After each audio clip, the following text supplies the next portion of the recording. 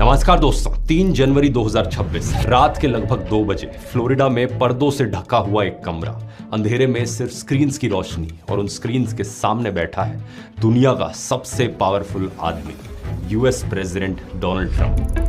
Trump screen पर देखते हुए पॉपकॉर्न नहीं खा रहे, ना ही वो कोई मूवी देख रहे हैं, बल्कि वो अपनी आर्मी को एक लाइव फीड पर हजारों मील दूर एक घर पर धावा बोलते हुए देख रहे हैं। ये घर वेनेजुएला की राजधानी काराकस में है और इस घर में सो रहे हैं वेनेजुएला देश के प्रेसिडेंट निकोलस मादुरो। गहरी नींद में सोते हुए ये इस बात से अनजान है कि कुछ ही मिनटों में इन्हें किडनैप किया जाने वाला है।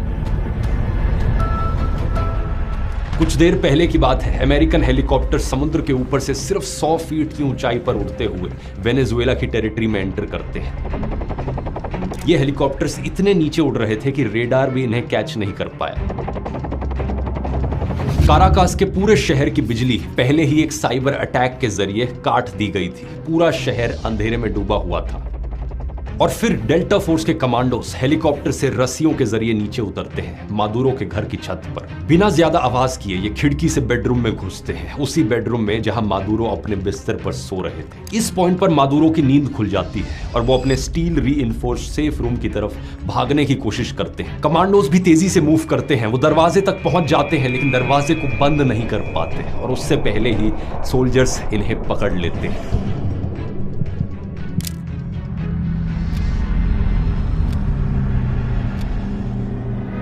सिर्फ 5 मिनट के अंदर अंदर देश के प्रेसिडेंट अमेरिकन फोर्सेस के कब्जे में आ गए थे। डोनाल्ड ट्रंप बाद में फॉक्स न्यूज पर कहते हैं, it was just like watching television. You would have seen what happened. I mean, I watched it literally like I was watching a television show. मुझे ऐसा लग रहा था कि मानो मैं टीवी देख रहा हूं, लेकिन यह कोई टीवी शो नहीं था। यह था मॉडर्न हिस्ट्री का सबसे चौंकाने वाला मिलिट्री ऑपरेशन, जिसमें अमेरिका ने एक सॉवरन कंट्री के इलेक्टेड प्रेसिडेंट को उसके ही घर से किडनैप कर लिया।